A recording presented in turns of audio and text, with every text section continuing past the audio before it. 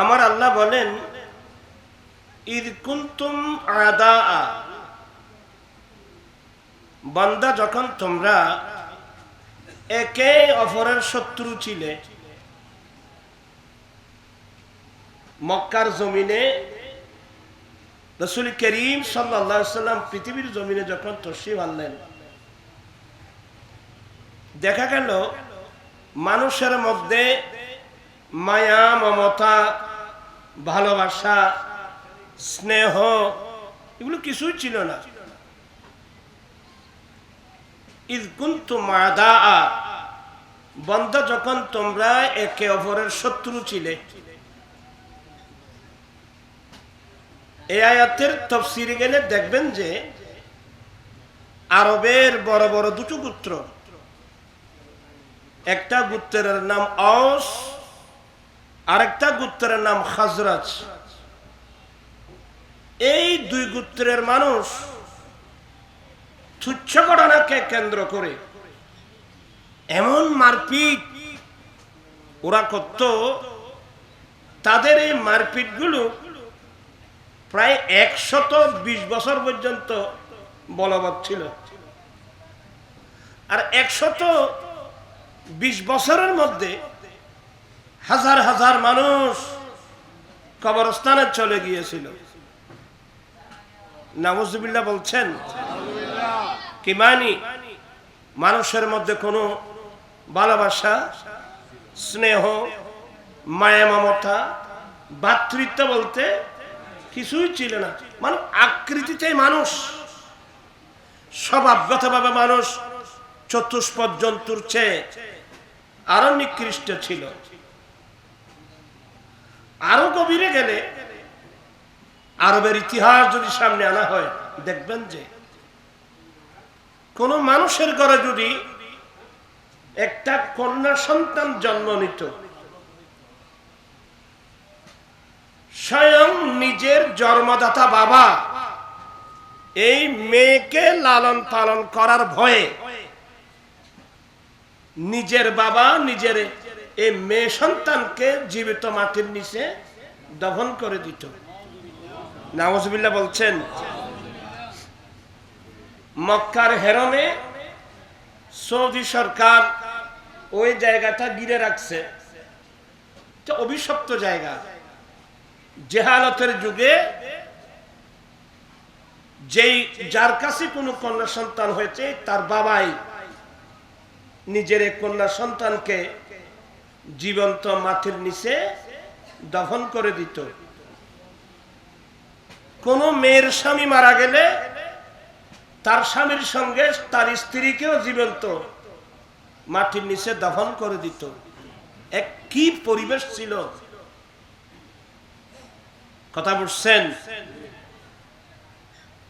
আমার দয়াল নবীর আগমন আল্লাহ নিজেই বলছেন, ওয়াজকুরু নি'মাতাল্লাহি আলাইকুম ইয কুনতুম আ'দা, বান্দা যখন তোমরা পরস্পর শত্রু ছিলে, দুশমন ছিলে, ওই সময় আমি রব্বুল আলামিন তোমাদের কাছে একটা নিয়ামত পাঠিয়েছি। ওই নিয়ামত যখন আসলো, ফাআল্লাফা বাইনা কুলুবিকুম, অতঃপর আমি রব্বুল আলামিন তোমাদের অন্তরের মধ্যে ভালোবাসা সৃষ্টি করে দিয়েছি। সুবহানাল্লাহ। তোমাদের অন্তরের মধ্যে আমি উলফত, মোহাব্বত, ভালোবাসা সৃষ্টি করে দিয়েছি। আগে ছিল শত্রুতামি, এখন হলো ভালোবাসা, মায়া, মমতা, স্নেহ। তোমাদের মধ্যে আমি ভালোবাসা সৃষ্টি করে দিয়েছি। ফাসবাহতুম বিনি'মাতিহি ইখওয়ানা, সেই নিয়ামতের ওসিলায় তোমরা আজকে সমাজের মধ্যে একে অপরের সাথে কাঁধে কাঁধ মিলিয়ে ভাইয়ের মতো ভ্রাতৃত্ব সুলভ আচরণের মাধ্যমে শান্তিতে তোমরা বসবাস করছো। বান্দা আল্লাহর সেই নিয়ামতের কথা স্মরণ করো। প্রশ্ন আসবে, সে কোন নিয়ামত যে আল্লাহর নিয়ামত আসার কারণে মানুষের শত্রুতা মিটা, ভালোবাসায় পরিবর্তন হয়ে গেল, মানুষের মধ্যে ভ্রাতৃত্ববোধ এসে গেল, স্নেহ মায়া মমতা আসলো, সে কোন নিয়ামত? উত্তর আসবে একটাই, নিয়ামাতুল কুবরা আলাল আলামিন নবী মুহাম্মদুর রাসূলুল্লাহ সাল্লাল্লাহু আলাইহি ওয়াসাল্লাম। চিৎকার দিয়ে বলুন না সুবহানাল্লাহ। নবী আসছেন, ভালোবাসা আসছে। নিয়ামত মানে সবচেয়ে বড় নিয়ামত, নিয়ামাতুল কুবরা, আল্লাহর বড় নিয়ামত নবী মুহাম্মদুর রাসূলুল্লাহ সাল্লাল্লাহু আলাইহি ওয়াসাল্লাম পৃথিবীর জমিনে আসছেন, মানুষের মধ্যে ভালোবাসা আসছে, স্নেহ আসছে, মায়া মমতা আসছে। মানুষের অন্তরে যে বিদ্বেষ ছিল, শত্রুতামি ছিল, সেই শত্রুতামিটা ভালোবাসায় পরিবর্তন হয়ে গেল। চিৎকার দিয়ে বলুন না সুবহানাল্লাহ। সেই নিয়ামতের আলোচনা করার দরকার আছে তো। নবী আসছেন, ভালোবাসা আসছে। আমি কিছু বিশ্রী কথা বলবো, অপছন্দনীয় কথা বলবো। আজকাল আমাদের বাংলাদেশের মধ্যেও দেখা যায় বিশ্ব ভালোবাসা দিবস। কি দিবস? বিশ্ব ভালোবাসা দিবস। নাউজুবিল্লাহ বলবেন না? আপনারা যেটাকে ভালোবাসা দিবস বলছেন, এটার নাম বেবিচার দিবস। আপনি ভালোবাসা পেলেন কোথায়? ভালোবাসা দিবস আমার দয়াল নবী নিয়ে এসেছেন, কিছুক্ষণ পরে আমি বলবো।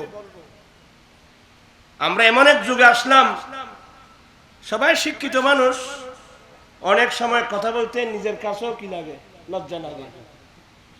ভালোবাসা আর বেবিচারের পার্থক্য কি? ভালোবাসার ডেফিনিশন কি? বেবিচারের ডেফিনিশন কি? ভালোবাসার নাম যদি বেবিচার হয়, নাউজুবিল্লাহ বলবেন না? আসলে এই যে একটা অপসংস্কৃতি, এটা বাংলাদেশে এরশাদ আমলে এসেছে। কোন আমলে? জাতীয় পার্টির চেয়ারম্যান এরশাদের আমলে আমরা সর্বপ্রথম দেখলাম। ঢাকা ইউনিভার্সিটির ক্যাম্পাসের মধ্যে দেখা গেল এই ভালোবাসা দিবস নামক একটা বেবিচার দিবস। ছেলে মেয়ে তো প্রত্যেকের আছে, অনেক সময় লজ্জা লাগে। 500 জন ইয়ং যুবককে সাজানো হলো, 500 যুবতী মেয়েকে সাজানো হলো, বুকে এবং পিঠে ব্যানারের মতো লেখা ক্যাম্পাস প্রদক্ষিণ করা হলো।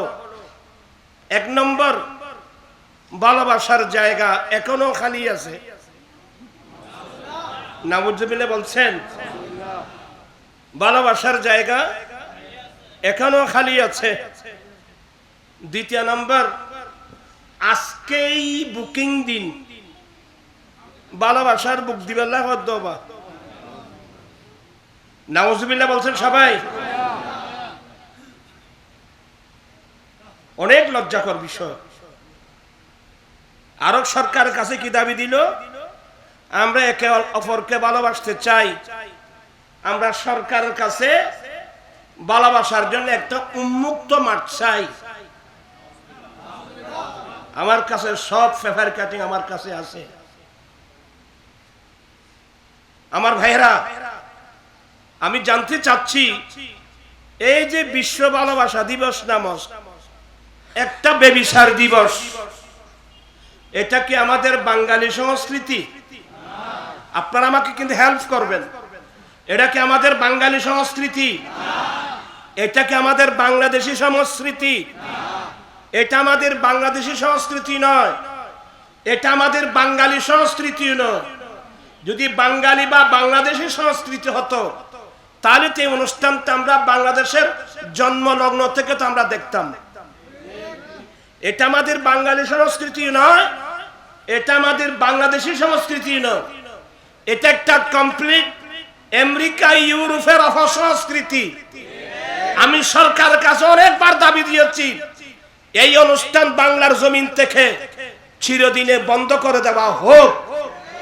আপনারা চান কি চান না? দুই হাত উঠাই বলতে হবে এই ব্যভিচার দিবস, ভালোবাসার দিবসের নামে এই ব্যভিচার দিবসকে চিরদিনের জন্য বন্ধ করা হোক। কারণ এটা আমাদের বাঙালি সংস্কৃতিও নয়, এটা আমাদের বাংলাদেশি সংস্কৃতিও নয়, এটা সম্পূর্ণ একটা অপসংস্কৃতি আমেরিকা ইউরোপের।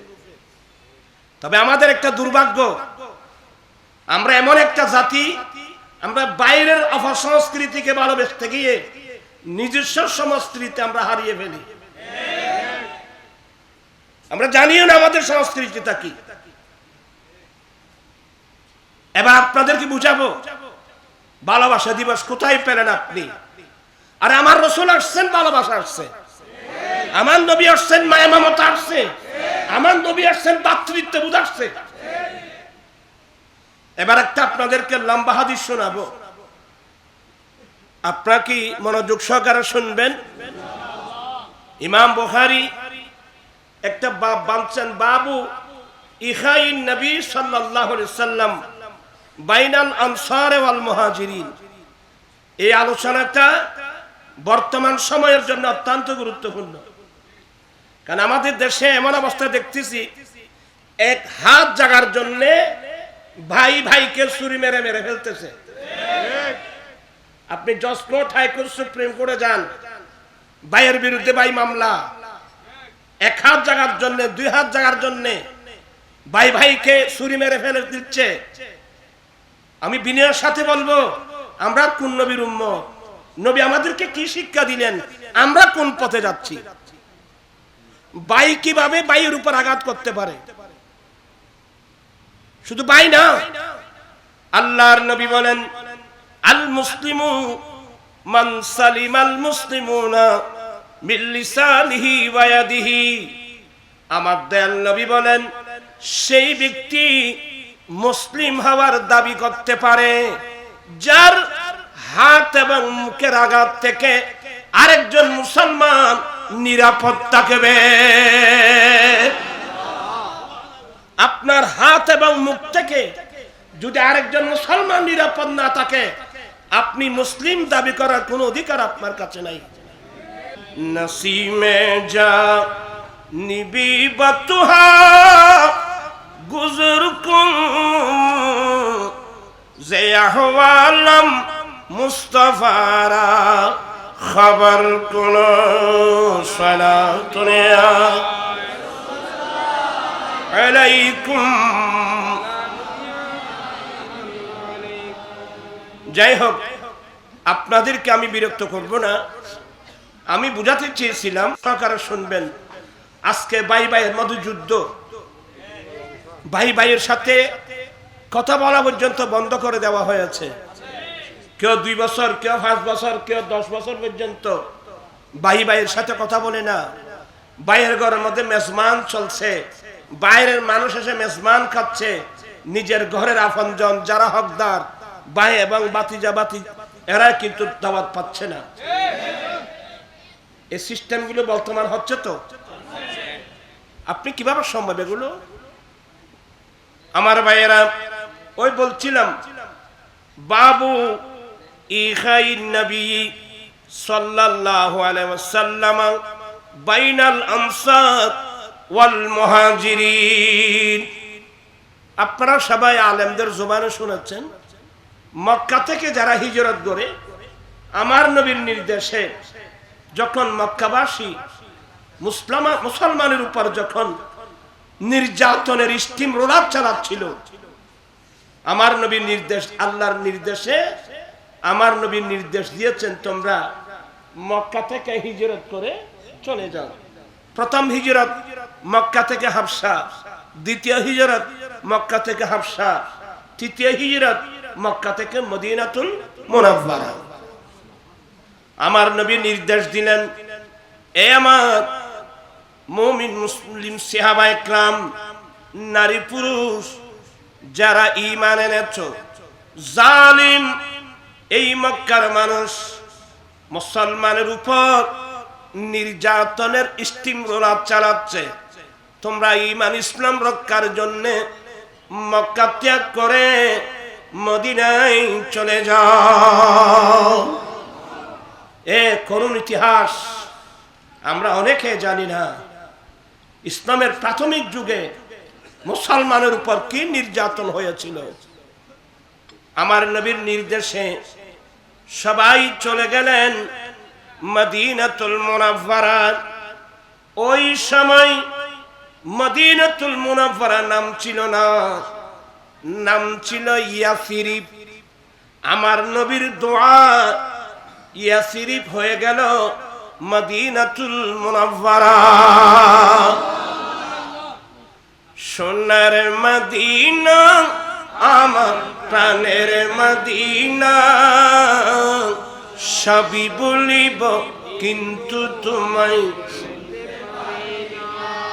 আপনারা কি বিরক্ত হচ্ছেন? আমার আওয়াজ তো বাঁচতেছে, আমি সর্দি খাসি খপ খাসি, আপনারা তো মাশাআল্লাহ ভালো আছেন। ভালো করে পড়ুন। সোনার মদিনা আমার প্রাণের মদিনা, সবই বলিব কিন্তু তোমায় বলতে পারি না।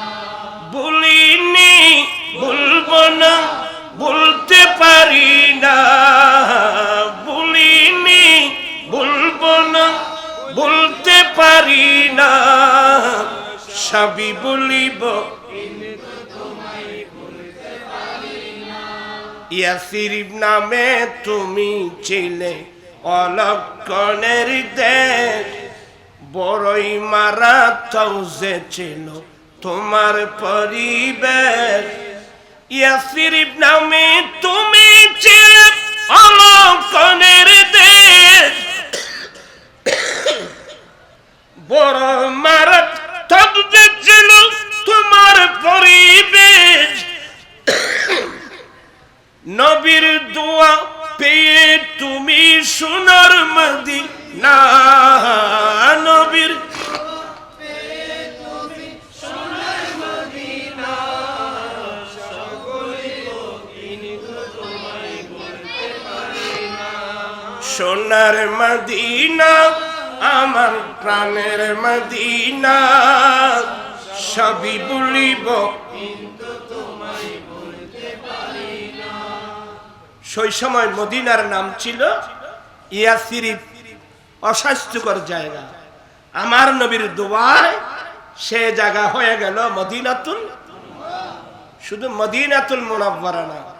শেখ মুহাক্কিক দেহলভী তার বিখ্যাত কিতাব জজবুল কুলুব ইলা দিয়ারিল মাহবুব, এই কিতাবের মধ্যে মদিনাতুল মুনাওয়ারার 12টা নাম নকল করেছেন। উমিরতু আন উসাম্মিয়াল মদিনা তাবা তাইয়্যিবা তাবা, আমাকে নির্দেশ দেওয়া হয়েছে আমি যেন মদিনা শরীফের নাম তৈয়্যিবা রাখি, তাবা রাখি, তৈয়্যিবা রাখি। এভাবে মদিনা শরীফের কয়টা নাম? 12টা নাম। তো লাস্টে শেখ মুহাক্কিক বলছেন জায়গা হলো একটা, শহর হলো একটা, নাম বেশি কেন? বলে যে শহরের গুণ বেশি সেই শহরের নাম বেশি। চিৎকার দিয়ে বলুন না সুবহানাল্লাহ। এটার নাম মদিনাতুল মুনাওয়ারা। সবার প্রাণ কিন্তু ওইদিকে। কোন দিকে? মদিনাতুল মুনাওয়ারার দিকে। তো আমি এভাবে বললে গেলে দেরি হয়ে যাবে। আমি বুঝাতে চেয়েছিলাম আমার দয়াল নবীর নির্দেশে মক্কা ছেড়ে যারা মদিনায় চলে গেলেন এদের নাম মুহাজির। যারা হিজরত করে চলে গেল এদের নাম মুহাজির। আর মদিনাবাসী যারা এদেরকে আশ্রয় দিয়েছেন এদের নাম আনসার। আপনাকে তো মনোযোগ লাগবে কিন্তু মক্কা থেকে যারা হিজরত করে মদিনায় গিয়েছিলেন ওদের নাম মুহাজির। মদিনাবাসী যারা ওদেরকে আশ্রয় দিয়েছেন ওদের নাম কিন্তু আনসার, বড় সাহায্যকারী। বিরক্ত হচ্ছেন বোধহয় আমার ভাইয়েরা। তো এতগুলো মানুষ মক্কা ছেড়ে এতগুলো মানুষ একসাথে মদিনা শরীফ চলে গেল, তো মদিনাবাসীর জন্য এটা একটা বোঝা না? এটা একটা বোঝা না? এক জায়গা থেকে অপর জায়গায় যদি বেশি মানুষ যায়, এটা একটা ওখানকার মানুষের জন্য কি হয়ে যায়? যেমন আমাদের দেশে রোহিঙ্গা, কথা বলছে না কেন? আমাদের দেশে বার্মান মানুষ প্রায় 11-12 লক্ষ মানুষ বার্মান মানুষ আছে না? তো এটা তো আমাদের জন্য একটা বিরাট বোঝা না? আমাদের দেশে মানুষের জনসংখ্যা বেড়ে যাবার কারণে সরকার বাদ কন্ট্রোল করতেছে। কি কন্ট্রোল? বাদ কন্ট্রোল। ছেলে হোক মেয়ে হোক, আপনারা কিছু বুঝেন না? বুঝো, ছেলে হোক মেয়ে হোক, দুটি সন্তানে যথেষ্ট। একটা হলে তো আরো ভালো, না হলে তারপরে আরো ভালো। আমাদের দেশের সরকার পরিবার পরিকল্পনা করতেছে, ব্যাংকের খাতার মধ্যে চেক বইয়ের মধ্যে লিখে দিয়েছে, জায়গা জমিনের যারা দলিল লেখে ওখানেও দেখা যায় ছেলে হোক মেয়ে হোক দুটি সন্তানে যথেষ্ট। হ্যাঁ, এগুলো কিন্তু ইসলামী আকীদা নয়। আমার নবী বলছেন, উম্মত তোমরা সেই বংশের মেয়ে বিয়ে করো যে বংশের মেয়ে থেকে ছেলে সন্তান বেশি হয়। আচ্ছা, আপনারা যে জায়গা জমিন কিনেন, যে জায়গার মধ্যে ফসল বেশি হয় এগুলো কিনেন, না ফসল না হলে এগুলো কিনেন? যে জমিনের মধ্যে ফসল বেশি হয় এটাকে তো আপনি বেশি মূল্য দিয়ে কিনেন। যাই হোক, আমি এত লম্বা আলোচনা গেলে অনেকে এগুলো বুঝবেও না। সবাইকে দোয়া করবো, আল্লাহ সবাইকে বোঝার তৌফিক দান করো। ছেলে হোক মেয়ে হোক দুটি সন্তানে যথেষ্ট। এটা হচ্ছে আমাদের বাংলাদেশের চিত্র, সরকারের চিত্র। আমাদের বাংলাদেশের পাশে যে ইন্ডিয়া আছে, পাশে না? ইন্ডিয়া পাশে না? বর্তমান ইন্ডিয়ার সরকার হলো বিজেপি সরকার, মোদির সরকার, বিজেপি সরকার। এই সরকার আসার পরে ইন্ডিয়ার মধ্যে একটা দল আছে শিবসেনা।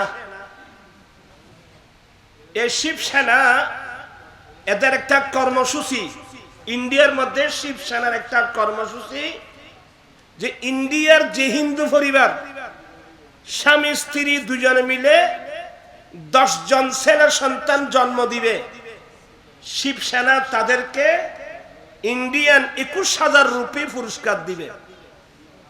এগুলা ফেভার পত্রিকার মধ্যে আছে। কজন?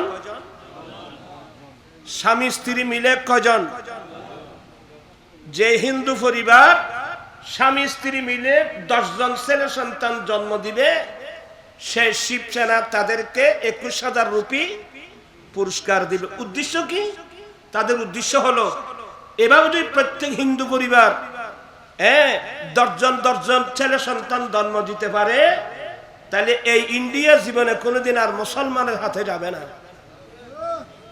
এটাই হলো তাদের চিন্তাধারা। এগুলা পত্রিকায় পড়ার পর ফট করে আমার দয়াল নবীর হাদিস মনে পড়লো। আমার রসুল বলছেন যে উম্মত তোমরা সেই বংশের মেয়ে বিয়ে করো যে বংশের মেয়ে থেকে ছেলে সন্তান কি হয়? বেশি হয়। কিন্তু আমরা মনে করি যে না, এটা একটা রাষ্ট্রের মধ্যে বিরাট চাপ সৃষ্টি হবে। তা আমাদের রিজিকের মালিক কে? সরকার নাকি? আমাদের রিজিকের মালিক কে? আরে বাবা, একজন মানুষ কতগুলো খায়? আমরা কতগুলো খায় না? 1 পাওয়া চাউলের ভাত, এখন তো 1 পাওয়া চাউলের ভাত খেতে পারে এমন মানুষ অনেক কম। এগুলো নিয়ে আমাদের অনেক মাথা ব্যথা। কিন্তু আমাদের এই যে পাহাড়ি অঞ্চল, এই পাহাড়ি অঞ্চলের মধ্যে হাজার হাজার লক্ষ লক্ষ কোটি কোটি প্রাণী। একটা হাতি কতগুলো খায় বলেন তো? সামান্য 1 পাওয়া চাউলের ভাত খাই, এটা নিয়ে আমাদের মাথা ব্যথা। কিন্তু বন জঙ্গলের মধ্যে হাজার হাজার লক্ষ লক্ষ প্রাণী, হিংস্র প্রাণী, এগুলো কি উপবাস আছে না এগুলোকে খাওয়াচ্ছে? এগুলো কি উপবাস না খানা খাচ্ছে? কে খাওয়াচ্ছেন? হায় হায় হায় হায়, মানুষের ঈমান অনেক দুর্বল হয়ে যাচ্ছে। আল্লাহ যখন মূসা আলাইহিস সালামকে বললেন, মূসা তুমি 1 মাসের জন্য তুর পাহাড়ে যাও, তুর পাহাড়ে গিয়ে ইতিকাফ নিবা, 1 মাস রোজা রাখবা, এরপর তোমার সাথে কথা হবে। মূসা আলাইহিস সালাম একটু মনে মনে চিন্তা করলেন, হায় আল্লাহ, আমি 1 মাসের জন্য তুর পাহাড়ে চলে যাব, এখন আমার পরিবারের খরচা আছে, এটা কি করব? আল্লাহ বলেন, উনি মনে মনে বলছেন, আল্লাহ বলেন, মূসা তোমার লাঠি কই? বলে আছে তো। বলে তোমার সামনে যে পাথর আছে না, ওটাকে বাড়ি মারো, আঘাত করো। যখন পাথর উপর আঘাত করলো, জমাট বাঁধা পাথর দ্বিখণ্ডিত হয়ে গেল। দেখা গেল সেখান থেকে একটা পোকা বের হচ্ছে, লেদা পোকা। তার মুখের মধ্যে কি আহার, সে কি খাচ্ছে? মানে মূসা, যে খোদার জমাট বাঁধা পাথরের ভিতর এই ফোকাগুলোকে আল্লাহ রিজিক দিতে পারে, সে খোদা তুমি 1 মাসের জন্য তোর পারে গেলে তোমার পরিবারের আহার কি জোগাড় করতে পারে না? তো মনে মনে আর কি, আমাদের রিজিক দাতাকে, আর যে আমাদের রিজিক দাতাকে। এখন তো আমাদের তাওয়াক্কুল অনেক কমে যাচ্ছে, যার কারণে বাদ কন্ট্রোলের মসলা আসলো। তা আমি যেটা বোঝাতে চাচ্ছি, আমাদের দেশের জনসংখ্যা বেড়ে যাওয়ার কারণে সরকার বাদ কন্ট্রোল করতেছে। সে স্থলে বার্মা থেকে 11-12 লক্ষ মুসলমান আমাদের দেশে আসা, এটা আমাদের দেশের জন্য একটা বিরাট বোঝা না? আপনারা সবাই আমার কথা বুঝতেছেন? এটা আমাদের জন্য একটা বিরাট বোঝা। তবে আধুনিক যুগ, বিশ্বে একটা জাতিসংঘ আছে, এক দেশের মানুষ যদি আরেক দেশে যায়, এই বোঝাটা জাতিসংঘ বহন করে। কিন্তু আমার ভাইয়েরা, মক্কা থেকে হিজরত করে এতগুলো মুহাজিরিন মদিনায় পাকে গেলেন। ওই মদিনাবাসীর জন্য এটা একটা বিরাট বোঝা না? তবে ওই সময় পৃথিবীর জমিনে জাতিসংঘ নামক কোন সংগঠন ছিল না। এতগুলো মক্কা ছেড়ে যাওয়া মুহাজিরিনদেরকে মদিনার জমিনে আমার নবী কিভাবে পুনর্বাসন করলেন, এটাই হলো সরকার মদিনার রাষ্ট্রবিজ্ঞান। বিজ্ঞান শিখতে চাইলে, মানবতা শিখতে চাইলে আমার নবী থেকে শিখতে হবে। কথা বুঝে আসছে? সংস্কার কিসের নাম?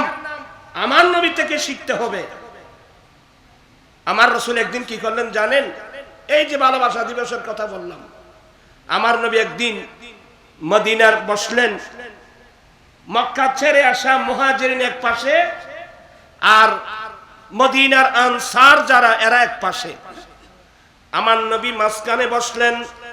এবার সবার দৃষ্টি আকর্ষণ করছি। আমার নবী বলেন, এ মদিনা অমুক আনসারি, এদিকে আসো।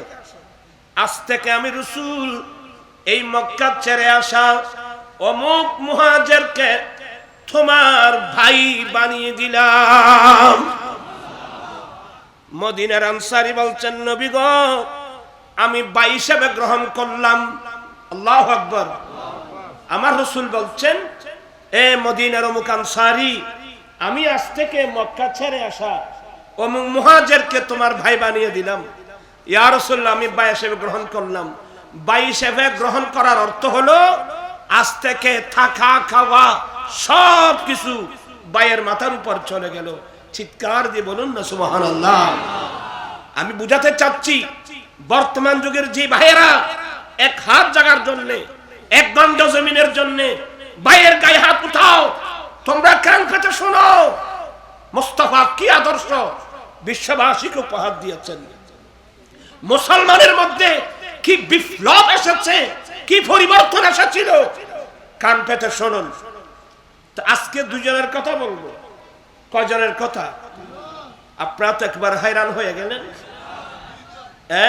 আজকে দুজনের কথা বলবো, আপনাদেরকে পড়ালে দেরি হয়ে যাবে, আমি নিজে পড়ি। আখা রাসূলুল্লাহি সাল্লাল্লাহু আলাইহি ওয়াসাল্লাম বাইনা সাদ ইবনে রবি ওয়া বাইনা আব্দুর রহমান ইবনে আওফ। ওই বৈঠকের মধ্যে আমার নবী মদিনার একজন আনসারী সাদ ইবনে রবিকে ডাকলেন। এ সাদ ইবনে রবি, লাব্বাইক ইয়া রাসূলুল্লাহ, এদিকে আসো। এ সাদ ইবনে রবি, আমি নবী আজ থেকে মক্কা ছেড়ে আসা আব্দুর রহমান ইবনে আওফকে তোমার ভাই বানিয়ে দিলাম। হযরত সাদ ইবনে রবি বলেন, নবী গো, আমি ভাই হিসেবে গ্রহণ করলাম, যাও তোমরা এখানে যাও। এখন এই সিস্টেমে নবী এতগুলো মক্কা ছেড়ে আসা মুহাজিরিনদেরকে মদিনার জমিনে পুনর্বাসন করলেন। ওই বললাম দুজনের কথা বলবো, হযরত সাদ ইবনে রবি এবং আব্দুর রহমান ইবনে আওফ, দুই ভাইয়ের গল্প। ওরা নবীর পিছনে বসে গল্প করতেছে। কি গল্প? হযরত সাদ ইবনে রবি বলে, ভাইয়া ইন্নী আকসারুল আনসারি মালান। ভাইয়া আমি সাদ ইবনে রবি মদিনার আনসারীদের মধ্যে আমি সবচেয়ে বড় সম্পদশালী। আমি বড় লোক, আমি বড় পয়সাওয়ালা মানুষ, আমি মালদার মানুষ। ইন্নী আকসারুল আনসারে মালান, আমি সম্পদের দিক দিয়ে আনসারীদের মধ্যে আমি বড় পয়সাওয়ালা মানুষ। তো ভাইয়া, আমার দয়াল নবী যখন তোমাকে আমার ভাই বানিয়ে দিল, ইন্নী উকসিমু মালি বিনিসফাইন, আমি আমার সমস্ত সম্পদ দুই ভাগে ভাগ করলাম। আল্লাহু আকবার, আল্লাহু আকবার। এই ভালোবাসা কোথায় গেল বাবা? এ মায়া মমতা কোথায় গেল? ভাইয়া ইন্নী উকসিমু মালি বিনিসফাইন, আমি আমার সমস্ত সম্পদ দুই ভাগে ভাগ করলাম। এক ভাগ আমার থাকবে, যেহেতু তুমি আমার ভাই সেহেতু, আর অর্ধেক মাল আজ থেকে তোমার। এ ভালোবাসা কোথেকে আসলো বলেন তো? কি মায়া লাগাইলা মদিনায় মাকে, পড়েন, কি মা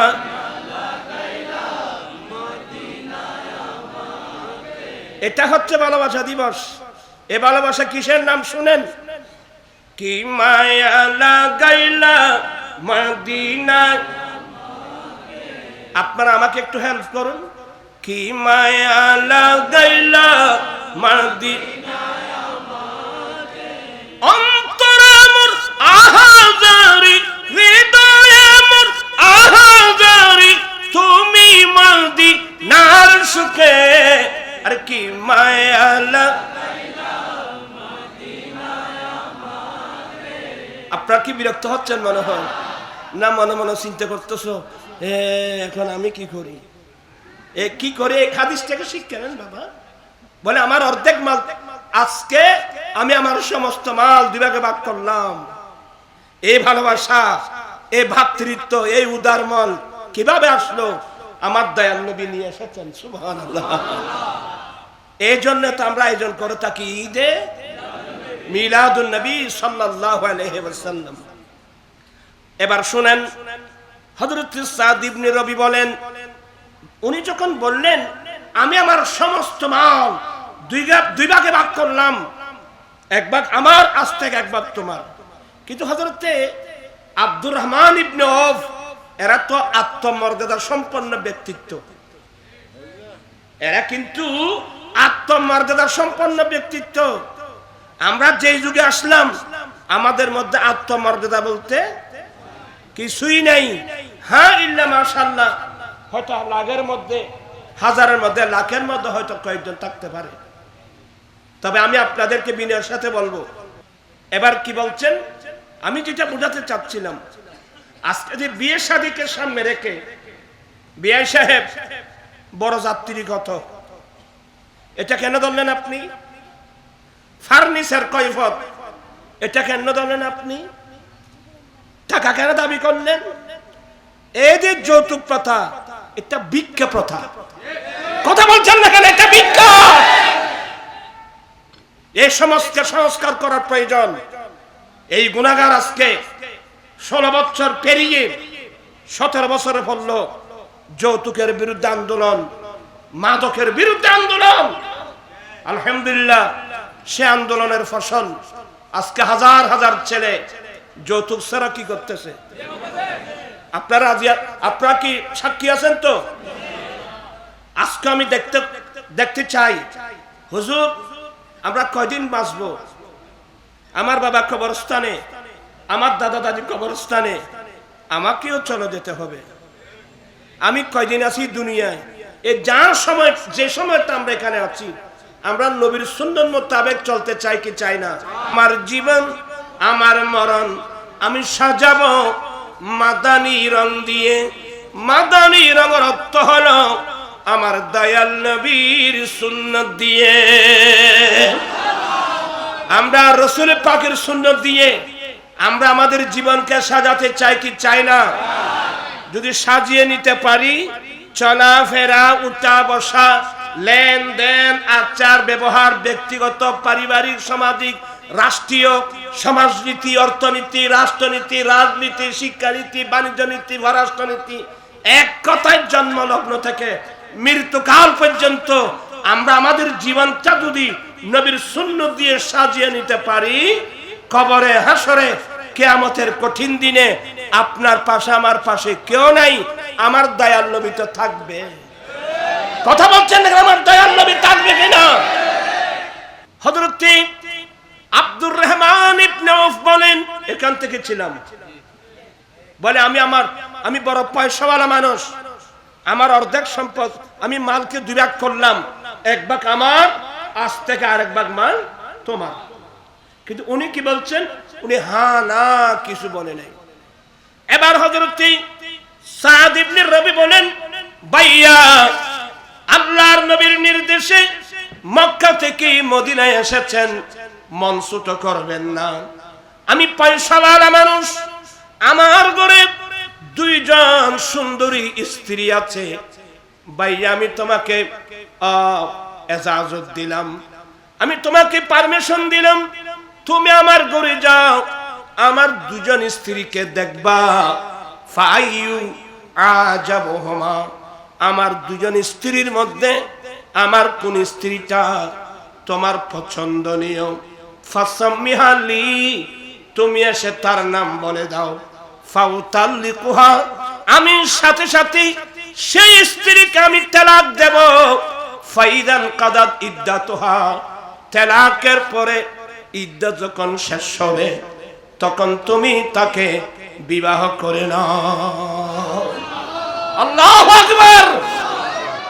এই ইতিহাস ইসলাম ছাড়া পৃথিবীর কোন ধর্মের মধ্যে এটা দেখাতে পারবেন না। অর্ধেক মাল দিয়ে দেওয়া, 2 জন স্ত্রীর মধ্যে যেটা তার পছন্দনীয়, একে তালাক দিয়ে ছেড়ে দেবে, ইদ্দত শেষ করে তুমি বিয়ে করে নাও। এই যে ভালোবাসা, এটা আমার দয়াল নবী নিয়ে আসছেন। সুবহানাল্লাহ বলেন, এটা আমার দয়াল নবী নিয়ে আসছেন। নিশ্চয়ই এই হাদিস যারা শুনেছেন আপনারা লজ্জিত হবেন, যারা ভাইয়ের গায়ের উপর আঘাত করতেছো। আপনারা যারা ভাইয়ের গায়ের উপর আঘাত করতেছো, 1 হাত জায়গার জন্য, 1 ঘন্টা জমিনের জন্য ভাই ভাই মারতেছো, নিশ্চয় তোমরা লজ্জিত হবে। এরা কি মায়ের পেটের ভাই? না না, অন্য মানুষকে ভাই বানিয়ে দিয়েছেন। তাহলে মায়ের পেটের ভাই যারা হবে, আমার আল্লাহ কোরআন শরীফ বলছেন, ইন্নামাল মুমিনুনা ইখওয়া, মুমিন মুমিন ভাই ভাই। আমার ভাইরা কি আমার রাসূল ভালোবাসা নিয়ে এসেছেন। এবার আসুন হযরত আব্দুর রহমান ইবনে আউফ কি বললেন। এরা আত্মমর্যাদা সম্পন্ন ব্যক্তি। উনি কি বললেন? আমি নেব না, পারবো না, এ শব্দ বলে নাই। কথার ভাষা দেখেন, বারাকাল্লাহু ফি মালিকা ওয়া আহলিকা, ভাইয়া আপনার মালের মধ্যে বরকত দান করো, আপনার সম্পদের মধ্যে আপনার স্ত্রীর মধ্যে বরকত দান করুক। আল্লাহ আপনার মালের মধ্যে বরকত দান করুক, আপনার স্ত্রীর মধ্যে বরকত দান করুক। ভাইয়া আপনারা যদি পারেন একটু সাহায্য করেন।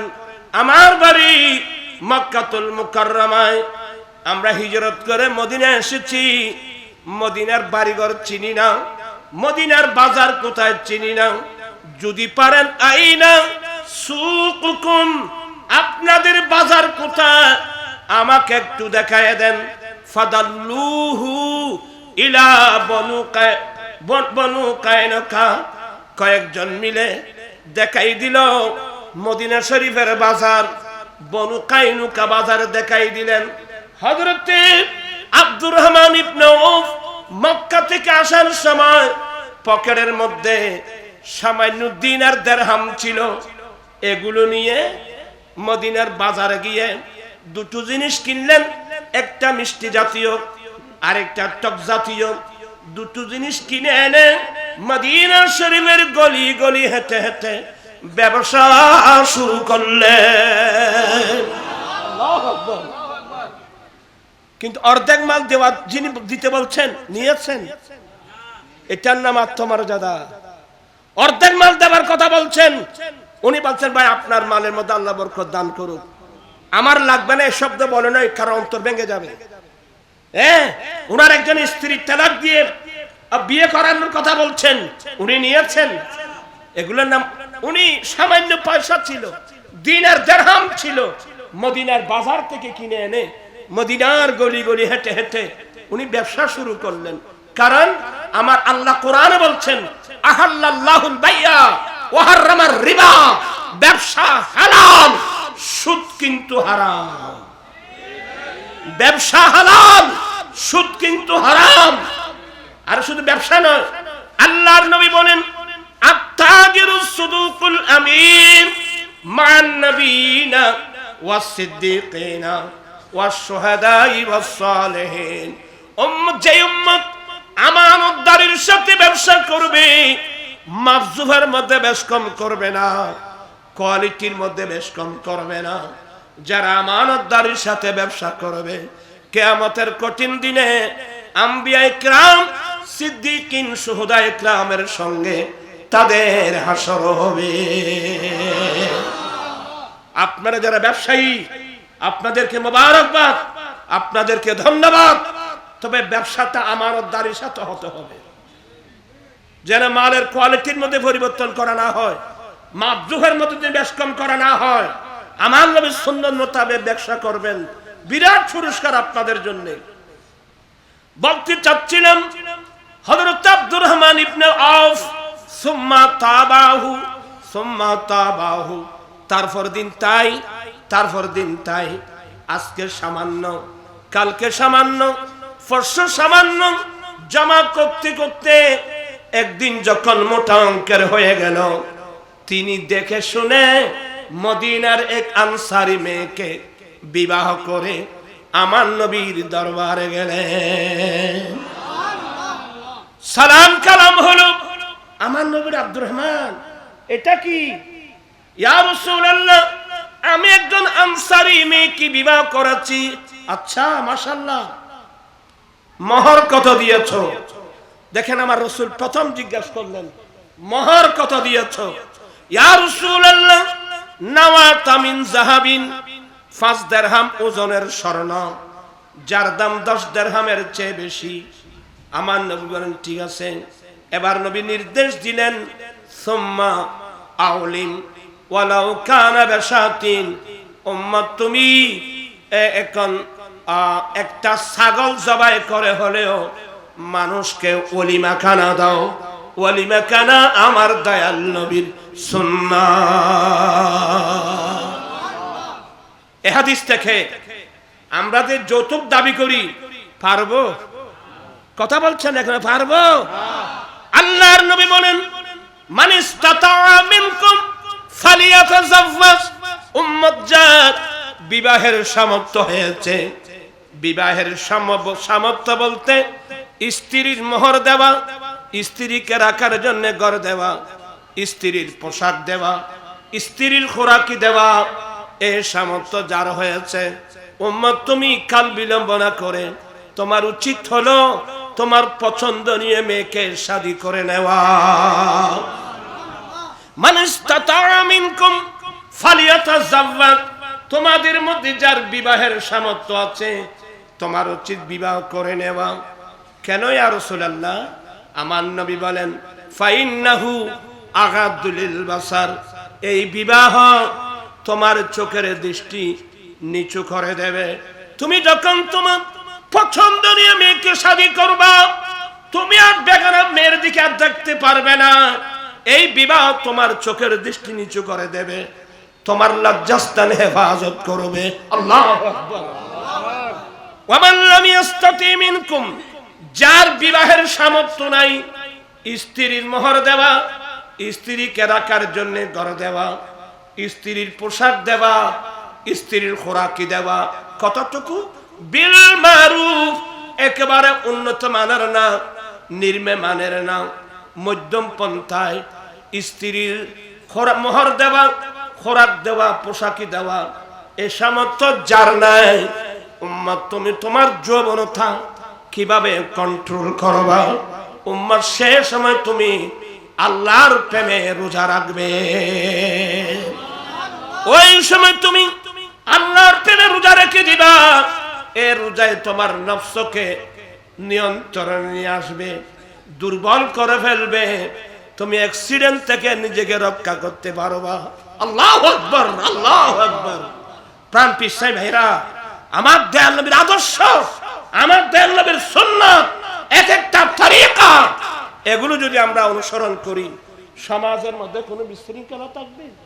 সমাজের মধ্যে কোনো অশান্তি থাকবে? আজকে আমরা কি দেখছি সমাজের মধ্যে বলেন তো? এই যে তার নাম ভালোবাসা দিবস, ইসলামের ইতিহাসে এটাই। আমার নবী মক্কা ছেড়ে আসা মুহাজিরকে মদিনার এক আনসারীকে ভাই বানিয়ে দিয়েছেন, থাকা খাওয়া ওনার ব্যবস্থা করে দিয়েছেন। এই যে ভালোবাসা দেখেন, মদিনাবাসী অন্তরকুলে নবীকে বুকে নেওয়ার কারণে লাশ পর্যন্ত হলো কি? আগে তো মদিনাবাসী নবীর পাগল ছিল, লাশটি দেখা গেল আমার রাসূল মদিনার জন্য পাগল হয়ে গেলেন। হুজুর কিভাবে? উম্মুল মুমিনিন মা আয়েশা সিদ্দিকা বলেন, আমার দয়াল নবী কোন সময় মদিনার বাইরে যদি কোথাও যেতেন, আমার দয়াল নবী কোন সময় মদিনা শরীফের বাইরে কোথাও যেতেন, কাজ সেরে মদিনার দিকে যখন আসতেন, আস্তে আস্তে অনেক দূর থেকে ফানাজারা ইলা জুদরাতিল মদিনা, আমার নবী অনেক দূর থেকে মদিনা শরীফের এরিয়ার বাড়িঘর নবীর নজরে আসতো।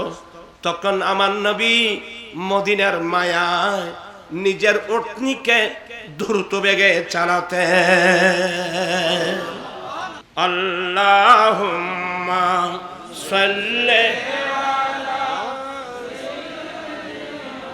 মাওলানা মুহাম্মাদ ওয়া আলা আলি সাইয়্যিদিনা अजब रंग पर है बहारे मदीना,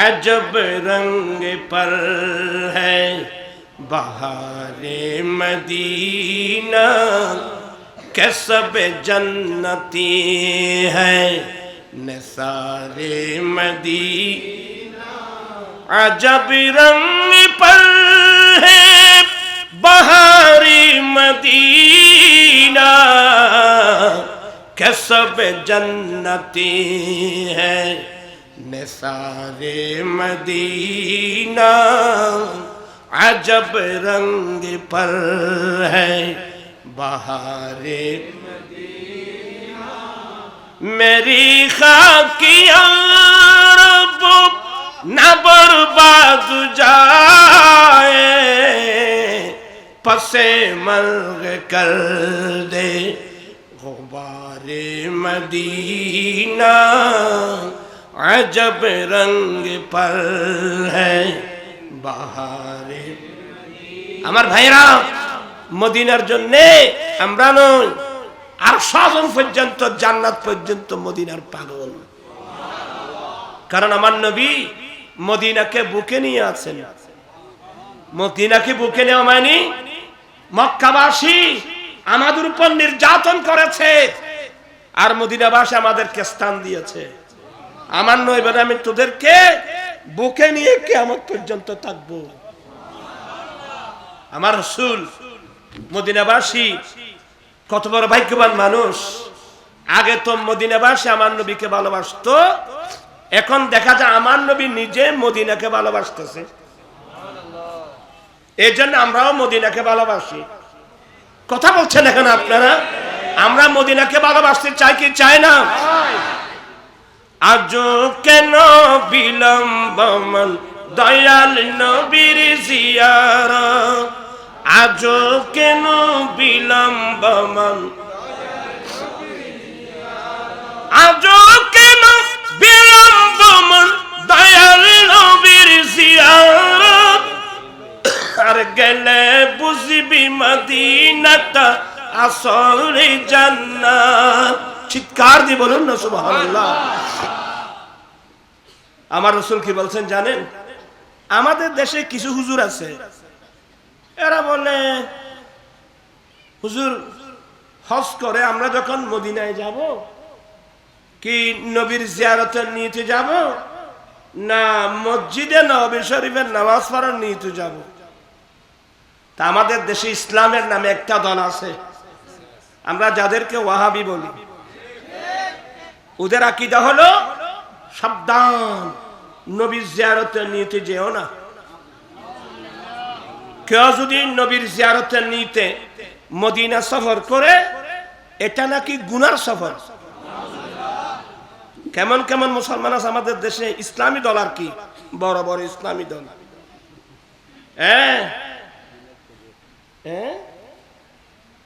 আমার কাছে এখনো মনে আছে বিগত সরকারের আমলের এর আগের সরকার,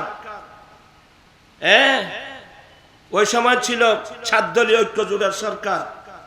সেই সময় ধর্ম বিষয়ক মন্ত্রণালয় থেকে হাজীদেরকে দেওয়ার জন্য হজ নির্দেশিকা বের করেছিল। যে কথাটা আমি মাইজবান্ডার মাহফিলে বলেছিলাম একজন মন্ত্রীর সামনে, ওখানে লিখছে যে নবীর জিয়ারতের নিয়তে, কোন কবর জিয়ারতের নিয়তে সফর করা যাবে না, মানে নবীর জিয়ারতের নিয়তে সফর করা যাবে না। যখন আমি লালদিঘির পাড়ে এমন দোলাই দিলাম, তারপর বছর যেটা বের হলো, ওখানে দেখলাম যে নবীর কাছে কিছু চাওয়া যাবে না। কত বড় ষড়যন্ত্র! আমি সেদিন লাইভে বসলাম, লাইভে বলছে অনেক লাইভ, আপনারা তো দেখেন না মনে হয়, আমার লাইভগুলো দেখবেন। সেদিন আমি বলছি যে মদিনা নবীর জিয়ারতের নিয়তে মদিনায় যাওয়া এটা গুনার সফর নয়, এটা গুনাহ মাফ করানোর সফর।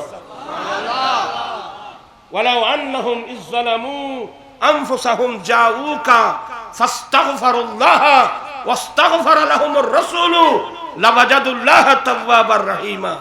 এই আয়াতের তাফসীরে আমাদের আহলে সুন্নাত ওয়াল জামাতের তাফসীরের কিতাবগুলো রেখে দেন। কওমি লাইনের যারা আছে ওরা পর্যন্ত এই আয়াতের আলোকে, এমনকি পাকিস্তানের মুফতি শফি, কওমি লাইনের আশরাফ আলী তানবী, কওমি লাইনের শব্বির আহমদ ওসমানী, কওমি লাইনের এরা বলতেছে এই আয়াত থেকে একটা জাবেতা বেরিয়ে আসছে যে নবীর জিয়ারতের নিয়তে মদিনায় সফর করা এটা গুনাহের সফর না, কারণ আমার নবী জিন্দা। নবী দুনিয়ায় থাকতে যেভাবে মানুষ নবীর কাছে যাবে, নবীর ইন্তেকালের পরেও যেহেতু রাসূল জিন্দা, সেহেতু মানুষ নবীর কাছে যাবে, নবীর জিয়ারতের নিয়তে যাবে। বিরক্ত হচ্ছেন বোধহয় আপনারা, এটা সব কথা প্রসঙ্গে আসতেছে আর কি, আমি ওই আলোচনায় যাব না, এটা দুঃখনীয় বিষয়। হে রাসূল, এরা অর্থাৎ আপনার উম্মত, এরা যখন এরা তাদের নফসের উপর জুলুম করবে, গুনাহ করবে, গুনাহ করে জুলুম করে, যাউকা এরা আপনি রাসূলের কাছে আসবে। আপনার রাসূলের কাছে এসে ফাস্তাগফিরুল্লাহ, এরা আল্লাহর কাছে ক্ষমা প্রার্থনা করবে। ওয়াস্তাগফারা লাহুমুর রাসূল, এবং রাসূল তাদের জন্য আল্লাহর কাছে ক্ষমা প্রার্থনা করবে। লাবাজাদুল্লাহ তাওয়াবার রহিমা, অবশ্যই এরা আল্লাহকে তওবা কবুলকারী বড় দয়ালু পাবেন। এই জন্য বললাম মদিনায় সফর করা এটা গুনার সফর না, এটা আল্লাহর কাছে গুনাহ মাফ করানোর সফর। আল্লাহ সবাইকে হেদায়েত নসিব করুক। এই কথাগুলো বুঝার আল্লাহ সবাইকে তৌফিক দান করুন। আর এগুলো না, আমার রাসূল বলছেন মান ওয়াজাদা সাআ, যে উম্মতের আর্থিক অবস্থা ভালো, সবাই কান পেতে শুনুন, আমার মান ওয়াজাদা সাআ, যার আর্থিক অবস্থা ভালো, ফালইয়ামুত বিল মদিনা, তার উচিত হলো মদিনা শরীফে এসে মৃত্যুবরণ করা। যার আর্থিক অবস্থা ভালো তার উচিত হলো মদিনা শরীফ এসে মৃত্যুবরণ করা। খলিফাতুল মুসলিমিন ওমর ফারুক রাদিয়াল্লাহু তাআলা আনহু সব সময় একটা দোয়া করতেন, আল্লাহুম্মা ইন্নী আসআলুকা শাহাদাতা ফি সাবিলিকা, মাওলা আমি ওমর তোমার রাস্তায় শহীদ হতে চাচ্ছি, এক নম্বর। দ্বিতীয় নম্বর, আমার শাহাদাতটা যেন তোমার রাসূলের শহরের মধ্যে হয়, মদিনা শরীফের মধ্যে হয়। দুটো দোয়া ফারুক আজম আল্লাহর দরবারে কি হয়ে গেছে? কবুল হয়ে গেছে। আল্লাহ আমাদেরকেও, আমরা এক সময় নার পড়তাম, এখন তো আর বয়সও নাই, এখন বয়স বেশি না, আর এমনি অসুস্থ। এক সময় আমরা অনেক সুন্দর নাত পড়তাম। ইনশাল্লাহ আল্লাহ যদি কোনোদিন তৌফিক দেয় সুস্থ হই, ইনশাল্লাহ নাতগুলো পড়বো আর কি। আল্লাহ পাক সবাইকে মাহবুব নবীর খাস উম্মত হিসেবে আল্লাহ কবুল করুন। আমি আর দেরি করব না।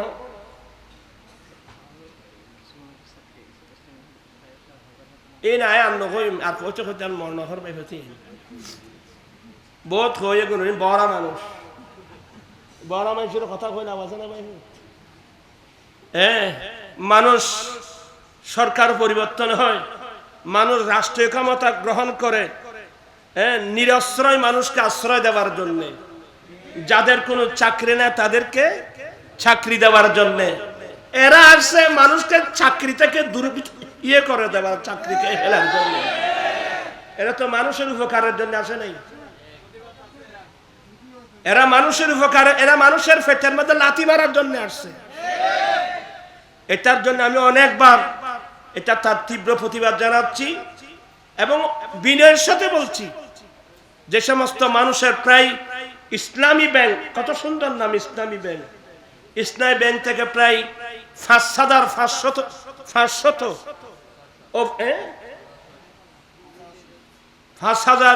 হোক 600 হোক অফিসার কর্মচারী, এদেরকে চাকরি থেকে কি করে দিল? বের করে দিল। এদেরকে বের করার সময় আপনি কি চিন্তা করেছিলেন? তাদের পরিবারের জন্য কিছু চিন্তা করেছিলেন? তাদের পরিবার সম্পর্কে চিন্তা করেছিলেন? মনে রাখবেন, ক্ষমতা আসে, ক্ষমতা কিন্তু যায়। মানুষের পেটের মধ্যে লাথি মারবেন কেন? পারলে আরেকজনকে তুমি চাকরি ব্যবস্থা করুন। আমি অনেকবার বলছি, আল্লাহ পাক এগুলোকে বুঝার তৌফিক দান করুক। এদের চাকরি নাকি অবৈধ হয়েছে, এই হয়েছে, ওই হয়েছে। আমি এ সমস্ত কথা বলতেছি না। যাদেরকে আপনার চাকরি থেকে বরখাস্ত করেছেন, এদের ফ্যামিলি নিয়ে কোনো চিন্তা করেছেন আপনি? এদের পেটের মধ্যে আপনি লাথি মারলেন কেন?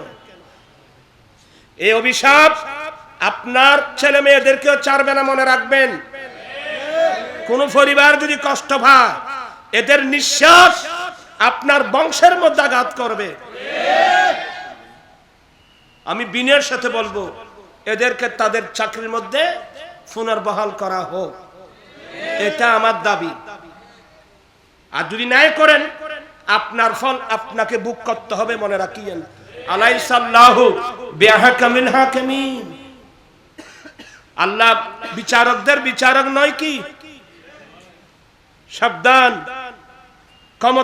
ক্ষমতা নিয়ে অপব্যবহার করবেন না। ক্ষমতা আসতে কতক্ষণ, যেতে কতক্ষণ। এটা কিন্তু আপনাদের জন্য বিরাট রেকর্ড হয়ে থাকবে বাংলাদেশের জমিনে। আমি খুব বিনয়ের সাথে বলি, আমার যেটা সম্ভব আমি অনুরোধ জানিয়েছি, এদের পেটের মধ্যে লাথি মারবেন কেন, এদেরকে পুনর্বার করা হোক। আর যদি পারেন আরো অনেক মানুষকে আপনি চাকরি দেওয়ার ব্যবস্থা করুন।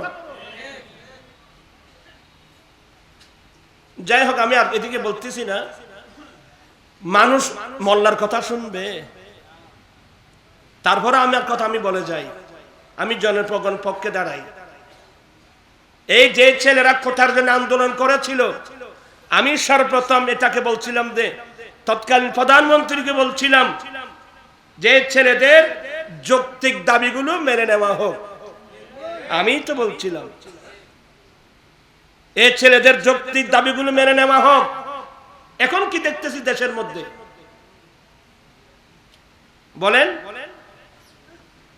তা আমি আর কথা বাড়াচ্ছি না, রাত গভীর হয়ে গেছে। এখন ওয়াজ কে করবে?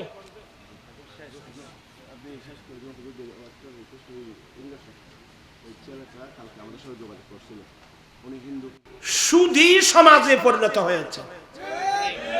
কোন সমাজ? সুদের সমাজ। আইয়ামের জাহেলিয়াতের মানুষ, গরিব মানুষের কাছে সামান্য কিছু থাকলে এগুলো পর্যন্ত হাতিয়ে নেওয়ার জন্য সুদ সিস্টেম চালু করেছিল জাহালতের যুগে। কোন যুগে? আমার রাসূল এসে দেখলেন পৃথিবীটা শোষিত সমাজ। সুদ মানে গরিব মিসকিন কাঙ্গাল অসহায় মানুষকে শোষণ করার বড় অস্ত্র। আমার রাসূল এসে দেখলেন যে সুদ, আরে সুদ, সুদ চক্রবৃদ্ধি সুদ। আল্লাহর নবী বলেন ইন্না রিবাল জাহিলিয়া তাহতা কদমাইয়া মাউদু। উম্মত জাহালাতের যুগের সমস্ত সুদ প্রথা আমি আমার পায়ের নিচে দফন করে দিলাম। আমার দেশ নবী সুদ প্রথা, সুদ সিস্টেম দফন করে দিলেন। সুবহানাল্লাহ বলবেন না? শুধু তাই নয়, আমার নবী বলেন লিরিবা সাবিঈনা হুমা। উম্মাহ সুদের 70টি গুনাহ। আইসারুহা আইয়ানকিহার রাজুলু উম্মাহু। সুদের 70টি গুনার মধ্যে একেবারে নরমাল গুনাহ নিজের ছেলে নিজের মাকে বিবাহ করা যত বড় গুনাহ। নাউজুবিল্লাহ। আমার রাসূল এই দরিদ্রতা বিমোচনের লক্ষ্যে কি করলেন? যাকাত সিস্টেম এনে দিলেন।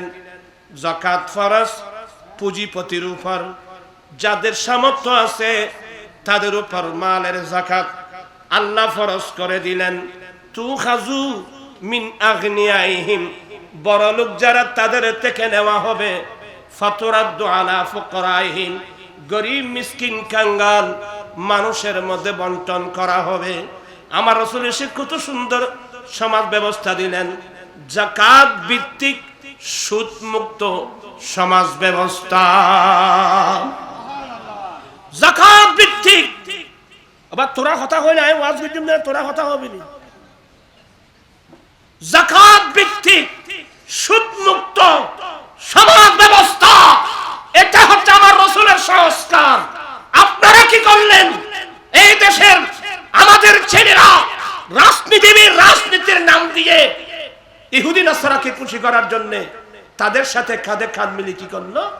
সুদ ভিত্তিক যাকাত মুক্ত সমাজ ব্যবস্থা। আল্লাহ রাসূল দিয়েছেন যাকাত ভিত্তিক সুদ মুক্ত, আর আপনারা করলেন সুদ ভিত্তিক যাকাত মুক্ত। প্রশ্ন করতে পারেন হুজুর কিভাবে? আরে ভাই, একজন মানুষ যাকাত ব্যাংকের সুদ যদি না দেয় তাকে ধরে নেওয়ার জন্য পুলিশ আসবে না? মানুষের না মাথা কা কিন্তু কোন মানুষ আজীবন মালের যাকাত না দেয়, তাকে ধরে নেওয়ার জন্য কোন পুলিশ আসবে কি? মানে এই সমাজে সুদের গুরুত্ব, এই সমাজে যাকাতের কোনো গুরুত্ব নাই। গোটা সমাজ ধ্বংস হয়ে গেছে। আজকে ইসলামী দল, বড় বড় ইসলামী দলের হুঙ্কার, আমরা ক্ষমতায় গেলে আমরা সরকারি গাড়ি বাড়ি ব্যবহার করব না। আজ পর্যন্ত এই ইসলামী দলের মুখ থেকে এই কথা শুনলাম না, যদি আমরা ক্ষমতায় যেতে পারি আমরা দেশকে সুদ থেকে মুক্ত করব। এই কথা বলার লোক তো কোনো পাওয়া যাচ্ছে না। ইসলাম দাবি করা সহজ, প্রমাণ করা কিন্তু কঠিন।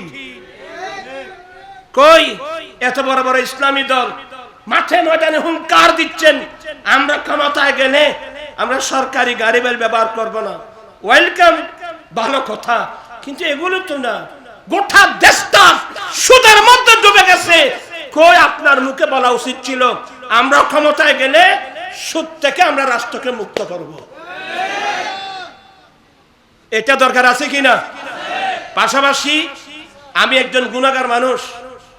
আজকে 16 বছর পেরিয়ে 17 বছরে পড়ল যৌতুকের বিরুদ্ধে আন্দোলন, মাদকের বিরুদ্ধে আন্দোলন। অথচ এক সময় প্রধানমন্ত্রী ছিল মহিলা, বিরোধী দলের নেত্রী মহিলা, স্পিকার মহিলা, শিক্ষামন্ত্রী মহিলা। এতগুলো মহিলা মন্ত্রী থাকতে নারী জাতির উপর যৌতুক প্রথা থাকতে পারে কিভাবে? আমি গুনাহগার, সবাইকে নিয়ে সবার ভালোবাসাকে পুঁজি করে 16 বছর শেষ হয়ে এখন 17 বছরে যৌতুকের বিরুদ্ধে আন্দোলন, মাদকের বিরুদ্ধে আন্দোলন।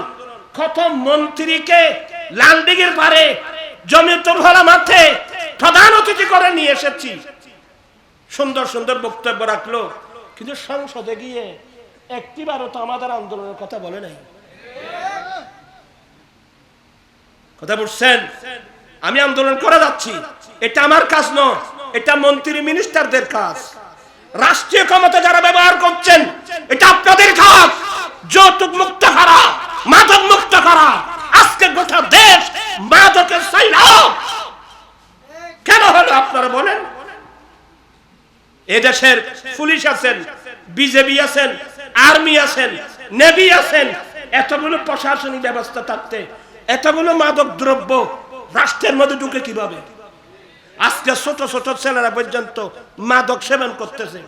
এই যে ঐশী নামক যে মেয়ে, পুলিশ সুপারের মেয়ে, মা বাবা দুজনকে জবাই করে দিল, পত্রিকায় লেখছে মেয়েটা নেশা করে। এভাবে হাজার হাজার মানুষ এই নেশার কারণে।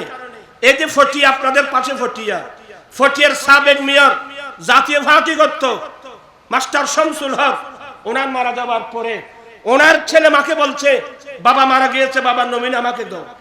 বলে না তোমাকে কিভাবে দেবো, আমি আছি, তোমার বোন আছে, আরো এদের আছে, বলে না আমাকে দাও। এ নেশা করে।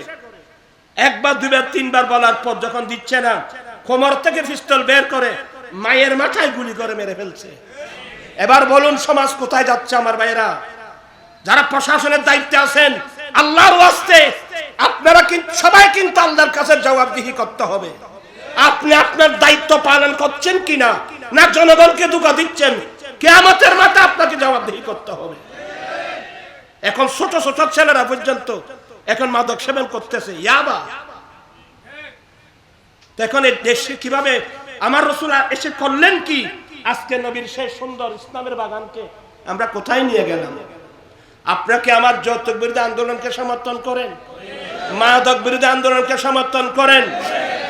একটা দাওয়াত দিয়ে যাচ্ছে আগামী জানুয়ারির 10 তারিখ, আগে বলবো ডিসেম্বরের 25 তারিখ, ঐতিহাসিক ফটিয়া হাই স্কুল মাঠে।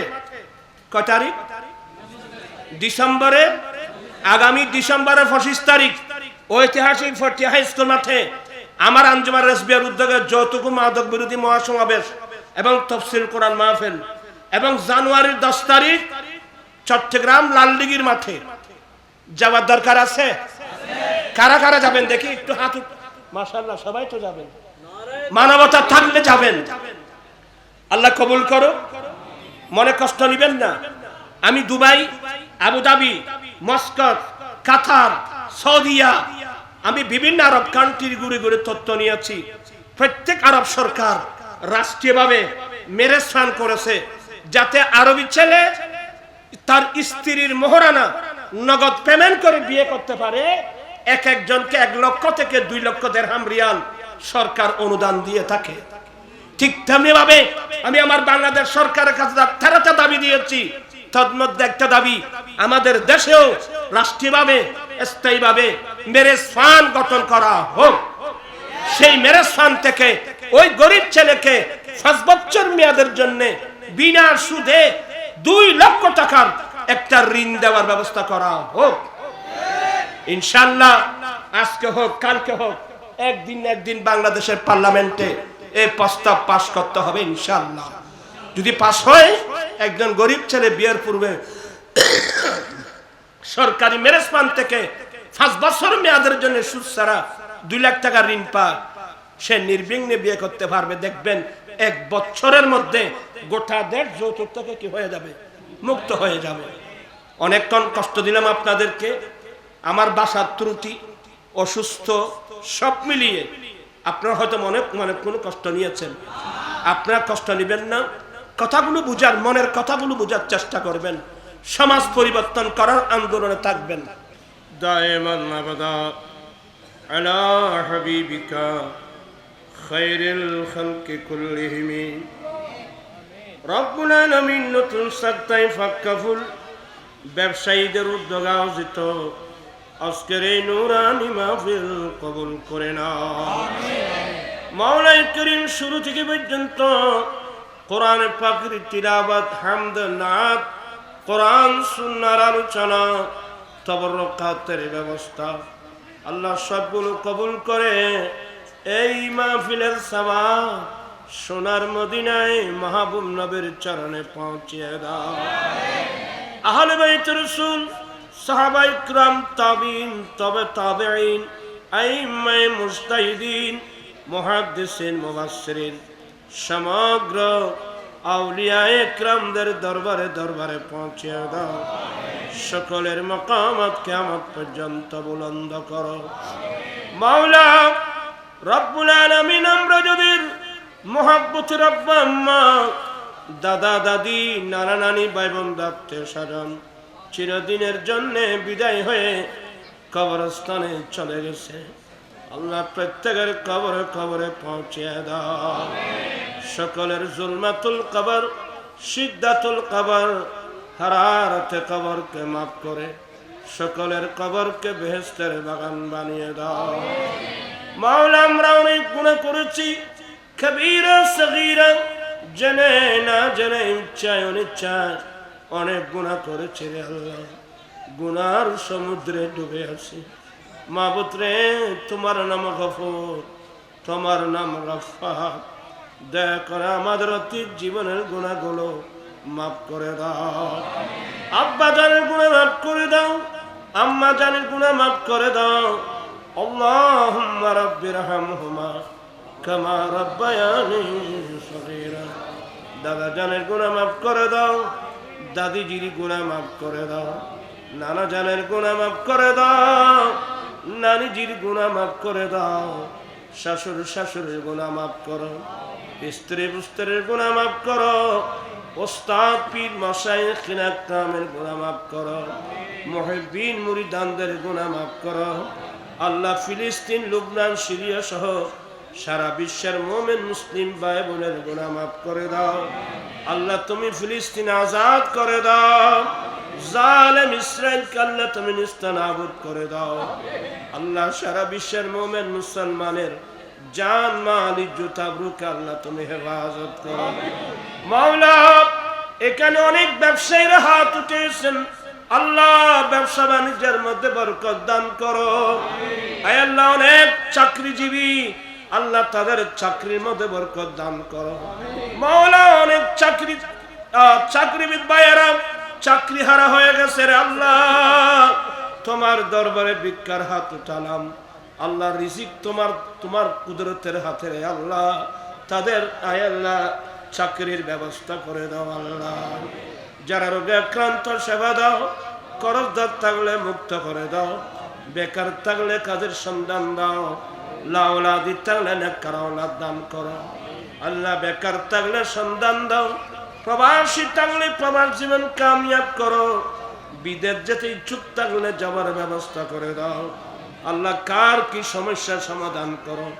অনেক ভাইরা এবার নাকি উমরা হজে যাচ্ছে, যারা যারা উমরা হজে যাওয়ার নিয়ত করেছে আল্লাহ তাদের উসিলা আমাদের দোয়া দরখাস্ত কবুল আর মঞ্জুর করুন। আল্লাহুম্মা জাআল হজ্জানা হজ্জাম মাবরুরা ওয়া সা'য়াম মাশকুরা ওয়া যামবাম মাগফুরা ওয়া আমালান সালিহান মাকবুলা। ইয়া আলিমা মা ফিস সুদূর আখরিজনা ইয়া আল্লাহ মিনাজ যুলুমাতি ইলান নূর। আল্লাহ আমাদেরকে আহলুস সুন্নাত ওয়াল জামাতের আকায়েদের উপর অটল থাকার তৌফিক দান করো। মাওলা বাংলার জমিনে সমস্ত সুন্নি জনতা ঐক্যবদ্ধ, আল্লাহ ঐক্য যেন আমরা ধরে রাখতে পারি, আল্লাহ তুমি ব্যবস্থা করে দাও। মাওলা কারীম আমার আঞ্জুমানের আসবিয়া নুরিয়াকে কবুল করো। আগামী 25 ডিসেম্বর ঐতিহাসিক ফকিহ হাই স্কুল মাঠে যতটুকু মাদক বিরোধী সমাবেশ ধর্নার বাইরে কামিয়াবি দাও। জানুয়ারির 10 তারিখ চট্টগ্রাম লালদিঘির মাঠে আঞ্জুমান রাসবিয়ার উদ্যোগে যৌতুক মাদক বিরোধী সমাবেশ ধর্নার বাইরে কামিয়াবি দাও। সবাইকে পঞ্জগানা নামাজি বানিয়ে দাও, মা বোনদেরকে পর্দানশীল বানিয়ে দাও। সুদ ঘুষ মদ জানা বেবিচার থেকে হেফাজত করো। জীবন একটিবার হলেও সোনার মদিনা মুসাফির করো। বিআকিন্নাল্লাহ ওয়া মালাইকাতুহু ইউসাল্লুনা আলান নবী ইয়া আইয়ুহাল্লাযীনা আমানু সাল্লু আলাইহি ওয়া সাল্লিমু তাসলিমা। সাল্লাল্লাহু আলান নবিয়্যিল উম্মি ওয়া আলিহি সাল্লাল্লাহু আলাইহি ওয়াসাল্লাম। সালাতাম ওয়া সালামান আলাইকা ইয়া রাসূলুল্লাহ। আল্লাহ এই সপ্তাহে ফাক্কাহুল ব্যবসায়ী বাইরা এদের ব্যবসা বাণিজ্যের মধ্যে বরকত দান করো, হায়াতের মধ্যে বরকত দান করো। আল্লাহ প্রত্যেকের সমস্যার সমাধান করো। বিহাক্কিন্নাল্লাহ ওয়া মালাইকাতুহু ইউসাল্লুনা আলান নবী ইয়া আইয়ুহাল্লাযীনা আমানু সাল্লু আলাইহি ওয়া সাল্লিমু তাসলিমা। আল্লাহুম্মা সাল্লি আলা সাইয়্যিদিনা মাওলানা মুহাম্মদ মা'দানিল জুদ ওয়াল কারাম বিহাক্কি লা ইলাহা ইল্লাল্লাহ মুহাম্মাদুর রাসূলুল্লাহ।